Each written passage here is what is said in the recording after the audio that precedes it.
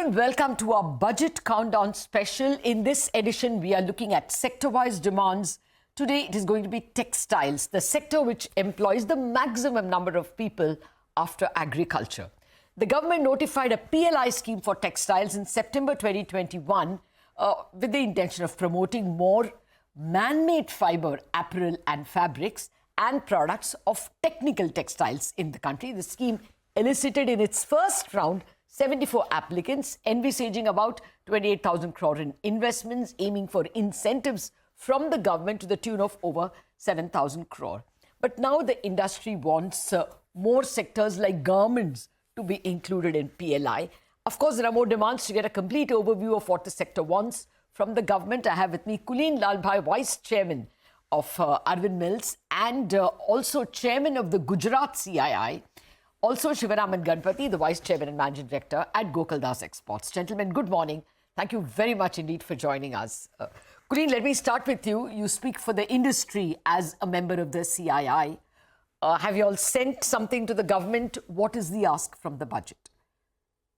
Yes, great to be here, Latha. And, this sector obviously is a very high priority sector also for the government. And over the many years, we've been extensively working with the government on various schemes and ideas and support that the sector requires, and happy that things like PLI and the Mitra parks have happened.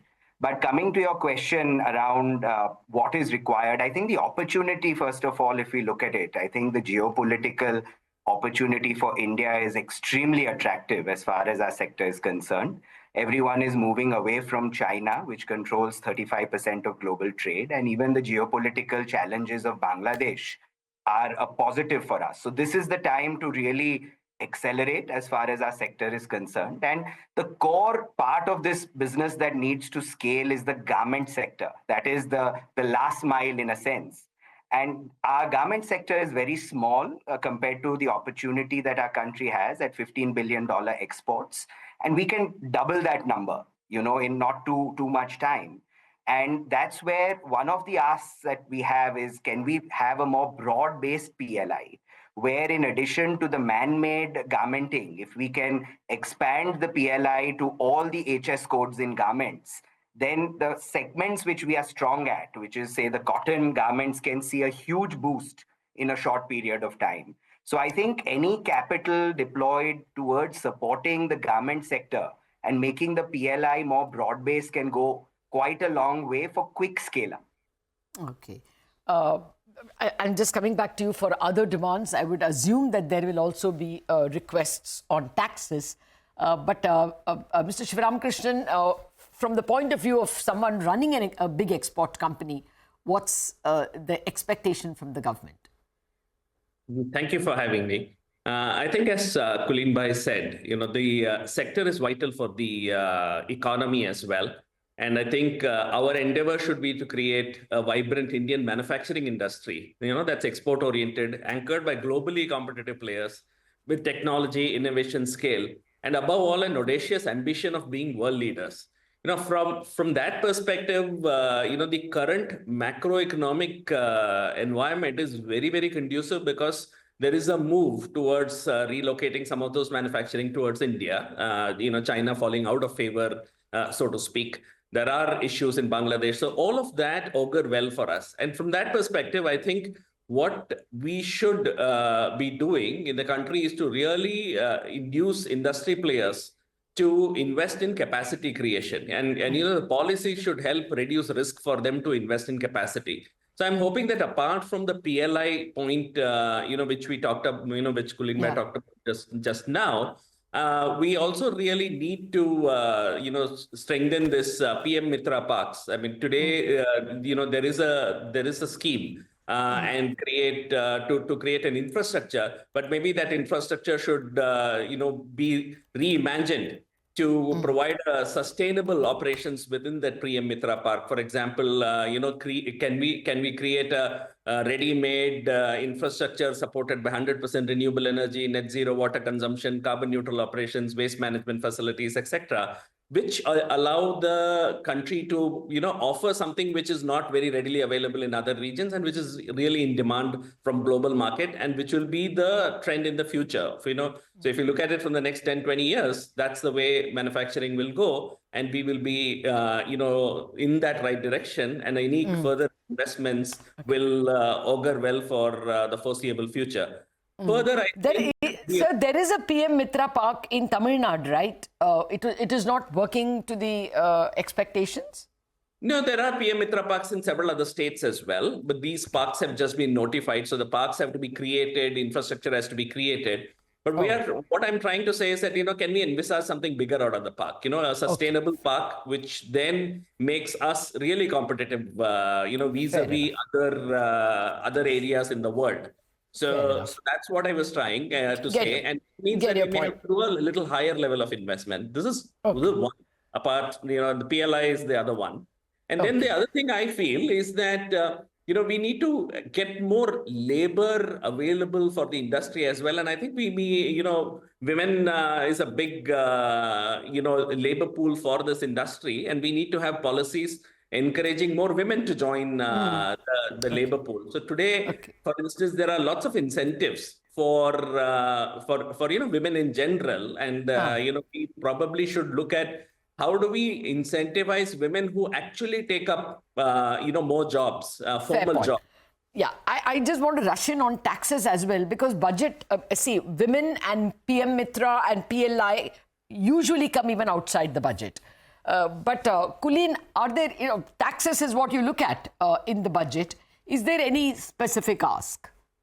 Yes, there is one very specific ask on this, which is that, India's raw material competitiveness is coming under a challenge. I think the three main raw materials in this business are cotton, viscose, and polyester. And unfortunately, we are amongst the highest costs in all of these three raw materials because we have import taxes in the upstream part of our value chain. So one of the recommendations is that we should remove duties which are in the upstream so that the value addition in our industry can go up and we remain raw material competitive. Because this is the time that if we are very competitive in the value chain, we can take market share away from our competitors, but we cannot have our raw materials being the most expensive. But for exports, you get a set-off. It is the local production that suffers, right, if the duties are high? Two things, Latha. Usually we have certain schemes like RODTEP where we get back embedded duties on exports. Now, whenever you do an advanced license, you do not have all those RODTEP advantages and you still end up then having other types of embedded duties outside of the raw material. So unless we make the raw material competitive in toto and not just on advanced license, we will keep a handicap. Secondly, the domestic opportunity is also very large. And one of the things very rightly that the government has identified is that India has to scale on man-made. It is 60% of the global trade, and we have a very underdeveloped industry. One of the reasons the industry is underdeveloped is that, we are the most uncompetitive on the raw material side. So even if we are great at spinning or great at weaving, we are not able to create a product on the same price parity as a China or a Taiwan or a Vietnam. So I think we do really seriously need to look at, across the value chain, where do we focus on local value addition? Where do we have a level playing field on costs? And, finally, unless we are competitive, the man-made fibers will not scale up. Yeah, no, very cleverly correctly, the government introduced the PLI schemes in man-made fiber, recognizing that that's where the export demand at least is. Mr. Sivaramakrishnan, you spoke about skilling. The National Skill Development has been able to do anything. Also, last year, the government announced some employment schemes where they said that they will bear the EPFO or ESIC costs. The rules have not come. Will that make a big difference if they just implemented what they announced in the last budget? See, every implementation goes a long way, right? So if that gets implemented, it helps the industry, especially from an employment creation. Expanding upon that will be required because we are talking of creating a fairly large employment in this sector. So anything which can further bring, and what we are saying is that let the advantage go to the employees or the workers, and that will encourage them to come in larger numbers, participate in the workforce growth. Today, I don't think demand is a constraint. It's actually capacity. So, how do we corral capacity and create that workforce? So that's a very good position to be in. And if we are able to encourage more people to come work in the, core areas, clusters where this industry is thriving, I think that will go a long way in, doubling the apparel industry output from an export standpoint.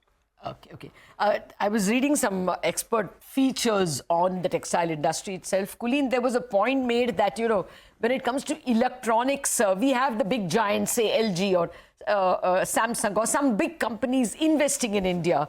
We don't have textile giants coming in. So is that also an ask in the FTAs? I don't know how much of it is budget relevant, but both on skill and large companies, any further asks?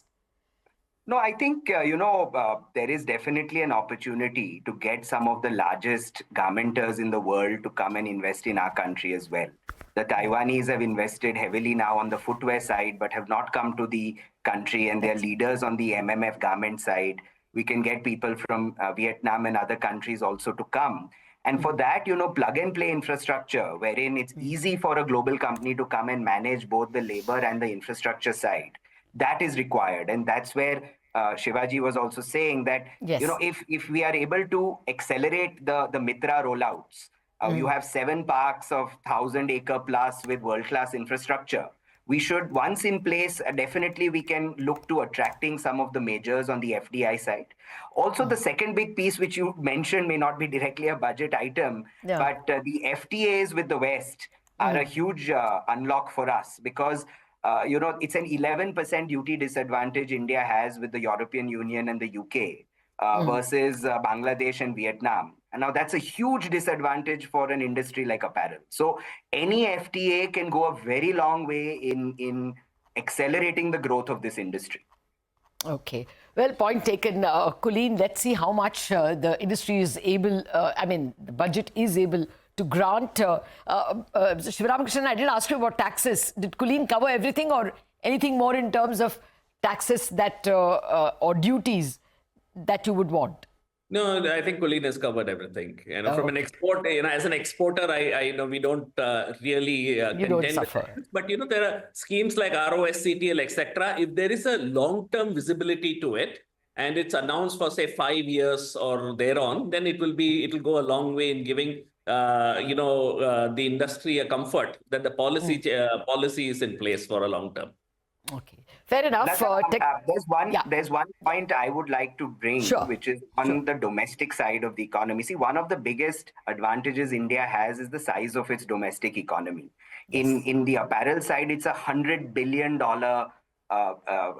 market size. It's double of our export business. And looking at India, it has the opportunity to grow at 8 to 9% a year, just the domestic market. And I think it is very important that the animal spirits of domestic consumption are maintained. And towards that, I think any move to put more money in the hands of the customers, either through a cut in direct taxes or anything to ensure that indirect taxes such as the GST slabs, we should not change GST slabs or create complications there. In fact, simplification and lowering of taxation can go a long way. And as Shiva said, this is an industry that can add 1 million jobs a year. That's, a little more than 10% of what India needs. So I think if we also ensure our domestic market stays chugging, it will create a lot of jobs, a lot of women jobs, a lot of organized people moving from the farm to production. So it's a huge virtuous cycle. So we should also ensure we stimulate the domestic demand. No, you're speaking actually to this entire viewership that's watching and listening to you. A little more encouragement or SOP to ensure that consumption improves since, in the second quarter, the GDP numbers showed that. More recently, Hindustan Unilever numbers showed that there is a slowdown or stagnation in urban consumption, which could get some encouragement with tax incentives. That's the big ask anyway from most industries. Mr. Sivaramakrishnan and Kulin, pleasure speaking with you. Thank you very much. We will, of course, invite you for your individual companies in a bit. For the moment, this is a budget discussion. Thank you very much indeed for joining us. Well, that's the ask from the textile sector. Import duty cuts, PM Mitra parks, PLIs, as well, just spur domestic consumption. That seems to be the ask of so many people. Wrap up on this budget edition after a break, Chartbusters.